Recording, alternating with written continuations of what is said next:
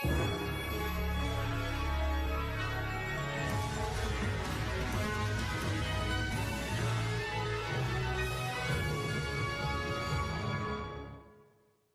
of the Villain, Harley Quinn Issue 1 sees the many villains of Earth and beyond arrive at the Hall of Doom for the annual Villain Awards, the Doomies, which soon get underway as host Harley Quinn takes to the stage and after a few well-placed jokes, wants the gathered heroes to remember their fallen villains. As the slideshow rolls, the Flamingo awaits above them. Ready to end the party, he calls a charade with a bang. The first award, the Lifetime Achievement Award, is awarded to Gentleman Ghost, as 1 month earlier, Harley learns that she is the host of the Doomies, as Lex Luthor appears in her apartment, saying that they have received a letter of threats. The threats say that they will be destroyed in the Hall of Doom for all their self-congratulatory delusions the villains have. Lex wants her to neutralize this threat, and in return she will be given the gift of something that will change her life, but Harley is more interested in the stationery of the letter. In the present, the Obsession Award goes to Bane, whose speech talks about how being a civic leader isn't easy and he couldn't run a city without being obsessed, since he would be crazy to do so. He leaves to attend more civic meetings as the Flamingo can't stand the laughter of the villains as they cradle their precious trophies.